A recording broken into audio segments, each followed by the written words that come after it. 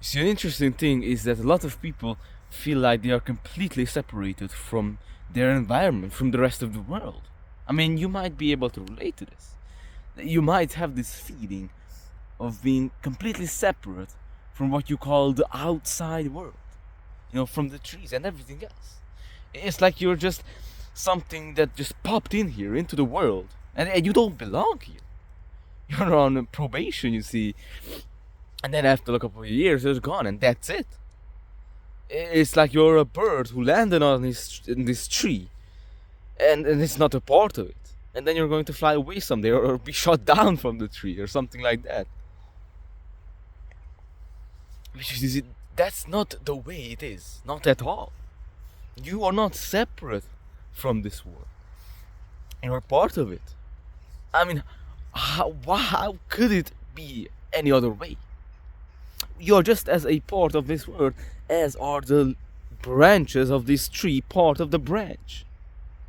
Now, but you see, we don't notice this because it's not as concrete as it is with the branches. That they are like, they are pieced together very like explicitly. You can see it right there with other kind of lines.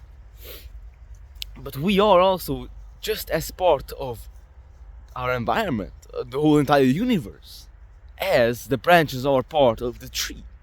We only separate them conceptually, and that's the only way we can separate them.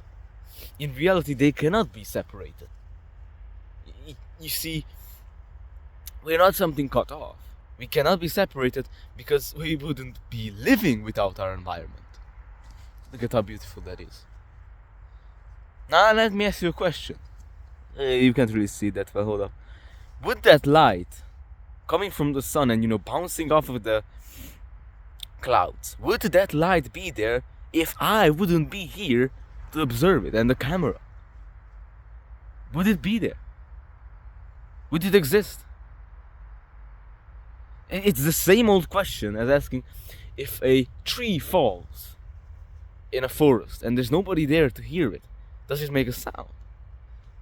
It's not a hard question, but people have complicated it, really. What is sound? Well, sound is the nervous system's response to vibration in the air. Now, isn't it?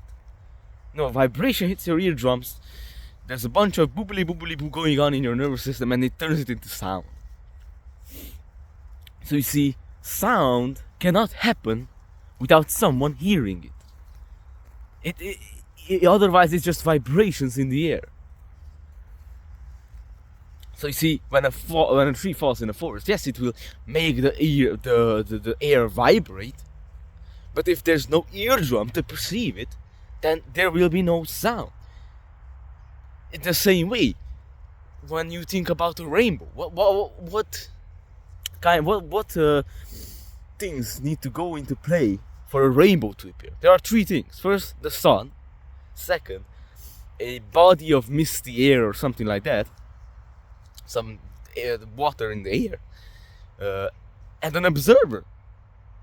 You see, if there is sun, sun is shining, and there's mist in the air, but if there's no one to see it, no one to perceive it, then there is no rainbow. Because, also when you think about it, when you're looking at a rainbow, it's not the same if you look at it from another direction. In other words, every single person looking at that rainbow sees it in a different way, from a different space, from a different perspective. And you see, saying that mist has to be there, a body of mist, it's just as important as an observer being there. Now back to the point, you're not cut off from this world. You're just as a part of it. But you see, we've been told by everyone around us that we are separate. We've been teased into this. When we were young, people told us that we've been taught that we are a separate center of action and thought.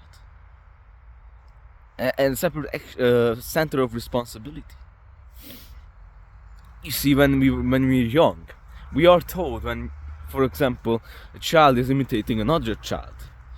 His mother told him, "Peter, that is not you. That's Timmy," or all sorts of things. Ah, you don't do this. That's not like you. You see, they teach us to be. I mean, as I said, and also, for example, they tell us impossible things to do. I mean, for example, try to go to sleep. Now, how are you supposed to do that? Tell me. Sleep is not something that happens by, something that you do with your muscles, squeezing your muscles. That's not how it goes. It just happens by itself. Or try to have a bowel movement. Like you could just force it out of there. No. So you see,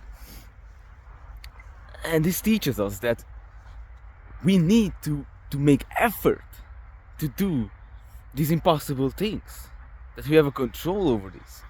And that we are a separate center of action. And that we're completely cut off from this world. Now, isn't that interesting? What else did I want to talk about? I don't really remember. But these are really interesting, isn't it? You're not separate from everything else. You're a part of it. I mean, for example, another example, the amount of influence the society that you live in has on you, the people around you, is crazy. I mean, other people tell you who you are, really. If you pay attention a little bit to this in your life, you realize that your thoughts are not really yours. Other people have, it's other thoughts. It's the whole collective thoughts. So yeah, very interesting. Yeah, that's about it. Beautiful day. Goodbye.